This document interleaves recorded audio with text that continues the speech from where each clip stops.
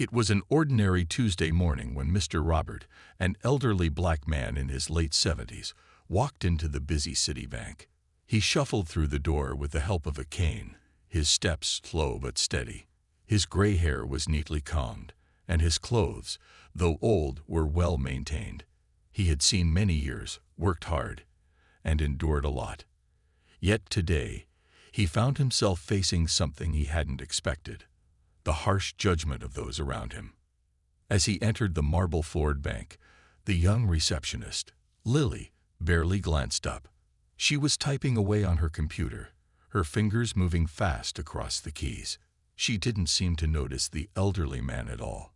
A few of the other bank employees looked up from their desks, noticing Mr. Robert, but quickly turned their gaze away, as if dismissing him. Lily glanced at the man again, sizing him up.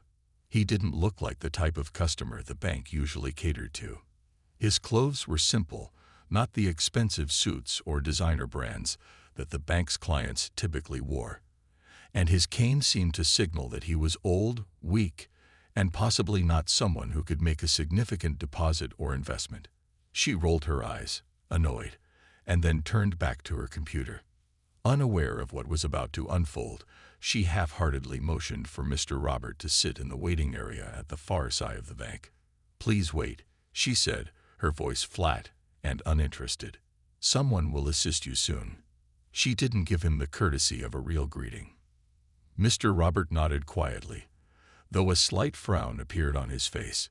He had lived long enough to know how to deal with these kinds of situations. Being looked down on because of his appearance, age, and race was not new to him. He took a seat in the corner, his eyes scanning the bustling lobby. He could hear the soft murmur of conversations, the tapping of keyboards, and the occasional sound of a phone ringing. But there was no real warmth here. People walked by him as if he wasn't even there. Lily continued to focus on her computer, and soon, a few other bank employees began walking by, their eyes passing over Mr. Robert with the same indifference. They didn't notice the old man in the corner. They didn't know his story. They didn't know that he wasn't just some old man, waiting for a handout or a loan he couldn't afford. They didn't know that he wasn't even there to make a deposit or to open an account. What they didn't know was that Mr. Robert was, in fact, their boss. He had recently purchased the bank, making him the new owner. This was his first visit since the deal had gone through, and he was here to observe the bank's operations and meet the staff. But none of the employees, not even Lily, had a clue about his true identity. The minutes dragged by. Mr. Robert sat quietly, watching the activity around him. The employees didn't speak to him, and no one offered him assistance. He had to admit, it stung a little, but he had grown used to this kind of treatment over the years. In his youth, he had fought for respect. In his older years, he had learned to command it silently, just by being who he was. But today, in this bank, he had no intention of letting the staff's rudeness slide. After a while, the bank's manager, Peter, walked by. He was a tall man, dressed sharply in a suit. He didn't give Mr. Robert more than a passing glance, but Mr. Robert's calm, steady gaze followed Peter's every move. Peter, busy with his own tasks, didn't take the time to look at the elderly man sitting in the corner. He didn't even stop to offer any help or check if Mr. Robert was comfortable. Instead, Peter continued to walk past him without a word. In that moment, something inside Mr. Robert clicked. He had seen enough in his life to know when to let things go, but today, he wasn't going to. This was the moment to stand up, not just for himself, but for the principle that no one should ever be treated like they were invisible. The idea of people assuming he was nothing more than a poor, weak old man because of his appearance was something that had to change. A few more minutes passed. As the receptionist continued her work, Mr. Robert stood up. His movements were deliberate but slow, his cane tapping against the floor softly with each step. He walked to the front counter, where Lily was still typing. He cleared his throat. Lily looked up, startled by the sound. "Yes, can I help you?" she asked, trying her best to mask the disinterest in her voice. Mr. Robert simply smiled, his eyes twinkling with quiet confidence. "I believe I should be the one asking for help," he said softly, his voice calm but firm. "But I'd like to speak to your manager." Lily raised an eyebrow, her expression slightly confused. "Manager? For what reason?" Mr. Robert didn't answer right away. He stood still for a moment, allowing the weight of his words to settle in the air. Then he spoke, his voice steady. "I think it's time someone realized who I am." Lily blinked, unsure of what to say. The atmosphere in the bank suddenly felt different. Tension hung in the air. What was going on? Who was this man? This moment was only the beginning of a story that no one in the bank would ever forget. It would be a story about recognition, respect, and a surprising twist that no one saw coming. Mr. Robert stood calmly, his cane in hand, as Lily's confusion deepened. She hesitated for a moment, unsure of what to make of the elderly man's words. His quiet, steady presence filled the space around them, and she felt an uncomfortable tension rising. Her fingers hovered above her keyboard, but she didn't type another word. Instead, she looked at him, still puzzled by his calm demeanor. "I need to speak with your manager," Mr. Robert repeated, his voice unwavering. Lily's face flushed slightly. She wasn't used to customers being so direct, especially not when they weren't even in line. She glanced over at Peter, who was standing at his desk in the corner of the room. "Peter," she called out, her tone slightly sharp. "This man wants to speak with you." Peter looked up from his work, an expression of mild irritation on his face. He had a meeting in a few minutes, and he didn't want to deal with anything that could interrupt his schedule. But his expression quickly shifted when he saw the elderly man standing before the counter, cane in hand, looking at him with quiet authority. "Is there a problem here?" Peter asked, trying to hide his annoyance. Mr. Robert smiled once again, his eyes twinkling with a knowledge Peter could not yet fathom. "Not at all," he said, his voice calm. "I just think it's time we have a conversation." Peter raised an eyebrow, his patience thinning. He glanced at Lily, then back at Mr. Robert. "About what exactly?" "About you and your staff," Mr. Robert began, taking a step closer. "You see, I've been watching the way you've been treating me. Or rather, not treating me." Peter frowned, clearly taken aback. "What are you talking about?" "I've been busy with work. I didn't have time to." "You didn't have time to notice me. That's what you're saying?" Mr. Robert interrupted, his voice becoming sharper. "Well, that's understandable. After all, I'm just an old man, right? A man you thought wasn't worth paying attention to. A man you thought would be lucky to have a few pennies in his pocket." Peter's face reddened. He had never considered his actions as disrespectful, but now, hearing them laid out so plainly, he couldn't deny it. The man before him didn't look like someone of importance. He looked like any other elderly man who might wander into the bank, tired and looking for help. But the air around Mr. Robert had changed. There was something in his eyes now, something Peter couldn't quite place but felt a deep need to understand. "I'm sorry if you feel disrespected," Peter began, but Mr. Robert held up a hand to stop him. "You'll be sorry when you realize who I really am," Mr. Robert said, his voice low but carrying a heavy weight. Peter blinked, confused. "What do you mean?" Mr. Robert didn't immediately respond. He simply reached into his pocket and pulled out a piece of paper. It was the deed to the bank, signed, stamped, and legally binding. Peter's eyes widened as Mr. Robert placed the document on the counter between them. "I own this bank," he said slowly, watching Peter's reaction carefully. "In fact, I'm your new boss." For a long moment, there was complete silence in the bank. Lily stared at the piece of paper in shock. She had been dismissive, yes, but this was something entirely different. The man she had barely acknowledged was now the one who had control over everything around them. And Peter, who had spent years working his way up to his managerial position, was now the one left speechless.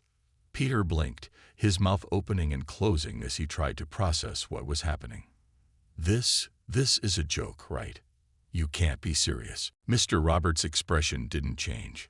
He had heard this response from others before, and it always played out the same way.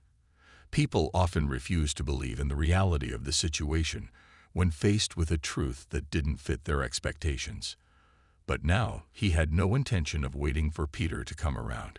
The truth had been laid out clearly. "You've made a mistake, Peter," Mr. Roberts said, his voice firm. "And now it's time to correct it." Lily looked between the two men, her shock turning into embarrassment. She had been so quick to dismiss Mr. Robert, not even giving him a second thought. She couldn't believe how wrong she had been. Here began, his voice trembling. "I didn't know. I didn't. You didn't care." Mr. Robert cut him off, his gaze unwavering. "That's the problem. You and your staff treated me as if I didn't matter. But now, you will answer to me." There was no denying it anymore. Peter was now fully aware of the situation. The shock of the moment was sinking in, and all he could do was stand there, frozen, as Mr. Robert continued. "I've already made changes," Mr. Robert said, his tone almost casual now. "This bank will operate under my direction from here on out.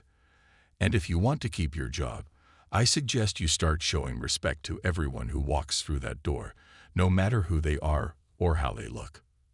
Peter nodded, his face pale, but he didn't speak. There was nothing more to say. He had misjudged the man before him, and now he was going to pay the price for it. Mr. Robert turned and slowly walked toward the door, his cane tapping softly on the floor. He paused for a moment, then looked over his shoulder one last time. "This is just the beginning," he said quietly. "You'll see what happens next." The door swung open, and Mr. Robert left the bank, leaving behind a stunned group of employees, each of them grappling with the realization that everything they thought they knew was about to change.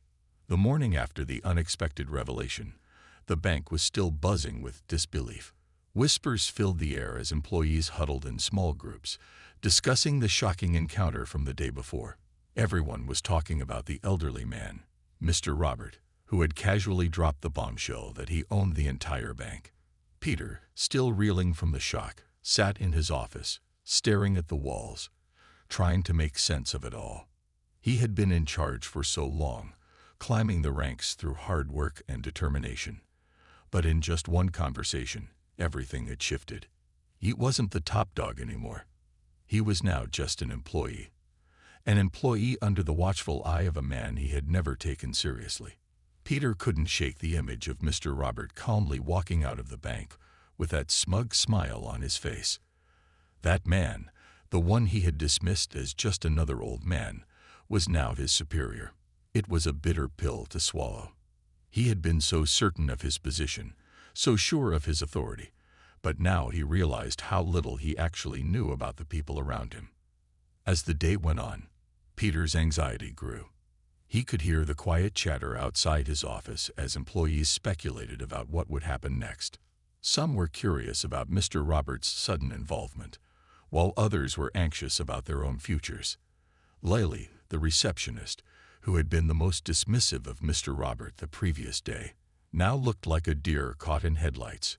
She couldn't look anyone in the eye, her face flushed with embarrassment. A few hours into the workday, Peter's phone rang. He glanced at the caller ID. It was a number he didn't recognize. Hesitant, he answered the call. "Peter," a voice said on the other end. It was calm, controlled. "This is Mr. Robert. I think we need to have a conversation." Peter's heart skipped a beat. He hadn't expected to hear from him so soon. He cleared his throat, trying to sound confident, even though he was anything but. "Mr. Robert, yes, of course. What can I do for you?" "I think it's time for you to learn about the changes I've planned," Mr. Robert continued. "But first, I need you to meet me in the conference room. In 30 minutes. Peter nodded, even though Mr. Robert couldn't see it. "I'll be right there." As he prepared to meet with his new boss, Peter couldn't help but wonder what changes Mr. Robert had in mind. The anxiety in his chest tightened with each passing minute. Was he going to lose his job?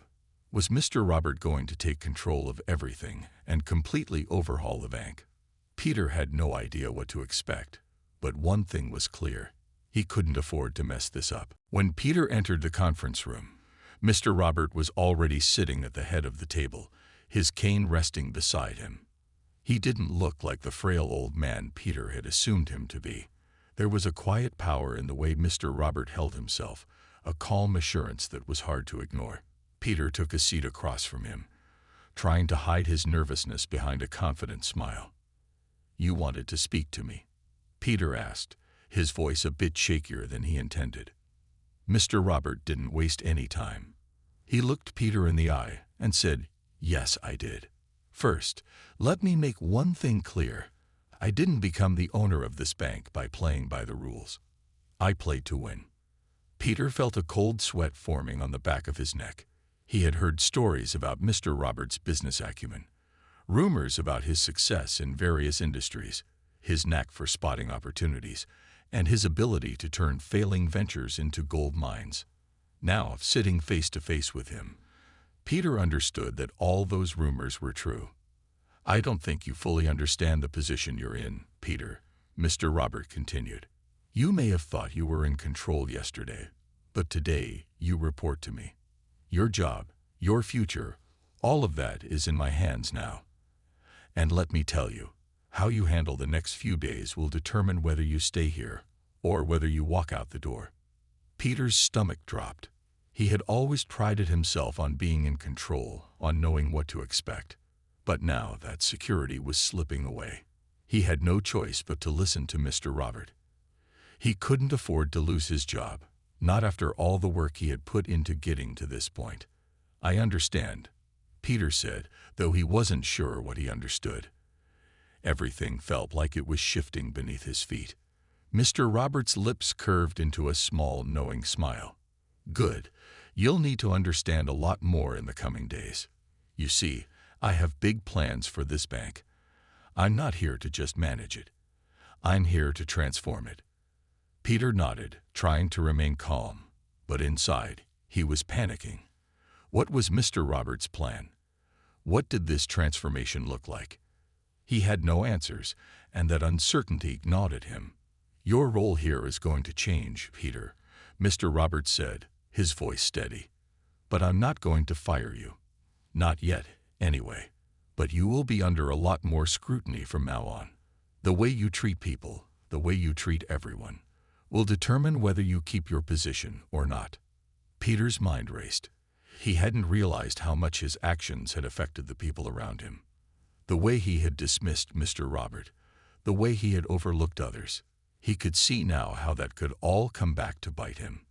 "I'll prove myself," Peter said, his voice shaking with determination. "I'll do whatever it takes." Mr. Robert leaned back in his chair, studying Peter carefully. For a moment, there was silence, and Peter felt as if he were under a microscope. Finally, Mr. Robert spoke again, his voice low and commanding. "Good. We'll see what you're made of." As Peter left the conference room, his mind was a whirlwind. Everything had changed. His future was no longer certain. He didn't know what Mr. Robert had in store for him, but he did know one thing. He had to prove himself, or everything he had worked for would come crumbling down. The days that followed Mr. Robert's first meeting with Peter were filled with a palpable tension. The entire atmosphere in the bank had shifted. Gone was the casual, carefree feeling that had once permeated the office halls. Instead, there was an air of uncertainty and anticipation. Employees who had once happily gone about their day now kept their heads low, trying to avoid attention. They could feel the tension in the air, the heavy weight of the changes that were coming. Peter, however, was struggling more than anyone. Every time he walked into the office, it felt as if the walls were closing in on him. He was no longer the confident, charismatic leader he once had been. Instead, he was now just another employee, under the scrutiny of a man he had underestimated, Mr. Robert. Peter could feel the eyes of his colleagues on him, but there was no warmth in their gazes.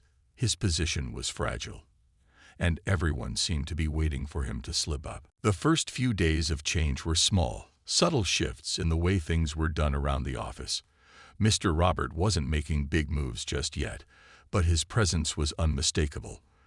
The way the employees interacted with one another had changed. They were more formal, more cautious. The once lively break room had become quieter, with fewer laughs and more whispered conversations. Peter had noticed a few changes in the way the bank was operating as well. A hierarchy, once clear and well-established, was now blurred. Mr. Robert wasn't taking over in the way Peter had feared. Instead, he was reshaping the bank from the inside out. Meetings were more focused, more efficient, and there was an intensity to the work that hadn't been there before. But for Peter, the changes were even more personal. He found himself second-guessing everything he did. Even his decisions, once simple and automatic, now felt like they had consequences. It wasn't just his career that was at stake anymore. It was his sense of self. He had always prided himself on his control, his ability to predict outcomes. But now, everything was a guessing game. One afternoon, Peter was called into Mr. Roberts' office again. His heart sank as he walked down the hallway, his footsteps heavy against the polished floor. He had been doing everything he could to prove himself, but he couldn't shake the feeling that he was still being watched, waiting. As the meeting progressed, Peter could feel the weight of every word Mr. Roberts spoke. The conference room was silent, save for the sound of Mr. Roberts' voice as he outlined the sweeping changes that were about to take place.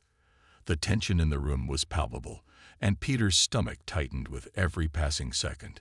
He had a sense that whatever was coming next would completely reshape the bank, and possibly his future within it. Mr. Roberts' voice echoed in the room, steady and commanding. In the next few weeks, we will be restructuring the way we do business. It's time for us to adapt to a new world, a world where our values go beyond just profits. We need to show people that we care about more than just their money. We care about them as individuals. Peter shifted in his seat, trying to process what he was hearing. It was clear that Mr. Robert wasn't just talking about a few minor changes. This was bigger than that. The entire culture of the bank was about to change, and Peter had no idea how he was going to keep up. Mr. Robert continued, "To lead this new direction, we'll be focusing on community engagement, social responsibility, and creating a more inclusive environment for all our employees and customers. No one will be left behind." Peter blinked in surprise. These were values he had never associated with a bank before. Was Mr. Robert serious about this? Could a place that had been built on wealth and power truly change so dramatically? The rest of the room seemed just as stunned.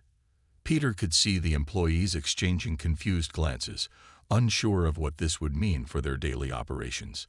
They had grown accustomed to a very different kind of environment, one where results were everything, and people were just a means to an end. But as Mr. Robert continued to speak, Peter began to realize that this wasn't just about the bank. It was about the kind of person Mr. Robert was becoming. There was a quiet strength in his words, of conviction that Peter had never seen before.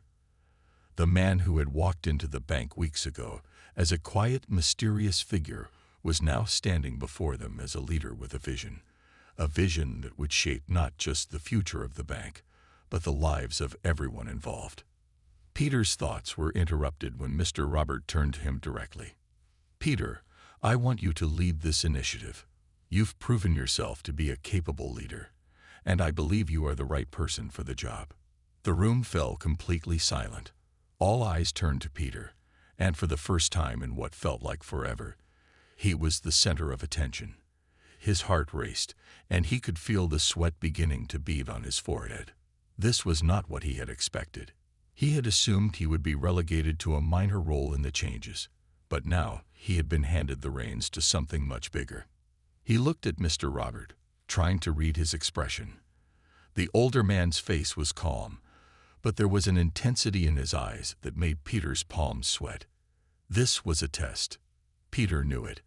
This was his moment to prove himself, but the pressure was overwhelming. Could he really do this? Could he lead a transformation of this magnitude? I don't know if I'm ready for this," Peter admitted, his voice shaky despite himself. The words came out before he could stop them, and instantly he regretted them. But Mr. Robert merely smiled. "You'll be ready. I believe in you, Peter. You have what it takes." Peter wasn't sure if he was ready, but he knew one thing for certain. This was his chance to prove it. He had been given the opportunity of a lifetime, and he couldn't afford to waste it. As the meeting ended and everyone filed out of the room, Peter felt a whirlwind of emotions. He was scared, excited, and above all, uncertain. What was Mr. Robert really planning? Why had he picked Peter for this monumental task? And what would happen if he failed? The rest of the day passed in a blur. Peter went through the motions, trying to stay focused on his work, but his mind kept racing. Everywhere he looked, he saw the weight of the changes looming over him. He couldn't escape the feeling that something much bigger was at play here, something he wasn't fully aware of. That night, as Peter walked home, he couldn't shake the feeling that his life was about to change in ways he couldn't yet understand. The world around him seemed to have shifted, and he was no longer just an employee at a bank. He was now at the center of a massive transformation. What would tomorrow bring? What other secrets was Mr. Robert hiding? As he reached his apartment, Peter's phone buzzed in his pocket. He pulled it out and saw a message from Mr. Robert. "Let's meet tomorrow morning." The message read, "We have much to discuss." Peter's heart skipped a beat. What was Mr. Robert planning now? And how was Peter supposed to keep up with all of this? The suspense hung thick in the air as Peter stared at the screen of his phone. He knew one thing for sure: nothing would ever be the same again. The next morning, Peter woke up earlier than usual, his mind still swirling with thoughts of yesterday's meeting. The weight of the responsibility Mr. Robert had entrusted him with felt even heavier now that he had slept on it. He stared at his reflection in the mirror, trying to steady his thoughts, but nothing felt certain. He had no idea what he was getting into, but one thing was clear: he couldn't back down now. Peter arrived at the office early, his heart racing with anticipation. As he entered the building, he felt like a different person. The environment, once familiar and comfortable, now seemed filled with hidden meanings and secret motives. Was Mr. Robert testing him? Or was there more to this situation than he realized? When Peter entered the conference room, Mr. Robert was already there, sitting at the head of the table, his expression calm but inscrutable. There was an air of finality in the way he sat, as though the decisions that had been made were set in stone. Peter hesitated for a moment before taking a seat across from him. "I'm glad you came," Mr. Robert said, his voice smooth and confident. "I wanted to give you more details about the vision I have for the bank. And for you, Peter." Peter nodded, trying to mask his nerves. "I'm ready to hear it." Mr. Robert leaned forward slightly, his eyes locking onto Peter's with an intensity that was hard to ignore. "You've been in the industry long enough to know that this isn't just about money. It's about power, it's about influence, and it's about change." Peter swallowed hard. The last part of Mr. Robert's sentence didn't sit well with him. What kind of change was Mr. Robert talking about? "You see," Mr. Robert continued, "this bank is more than just a financial institution. It's an empire. But like any empire, it has secrets. Secrets that need to be revealed. Secrets that will change everything." Peter leaned forward, trying to grasp the weight of Mr. Robert's words. "What do you mean by secrets?" he asked cautiously. Mr. Robert's lips curled into a knowing smile. "You're about to find out."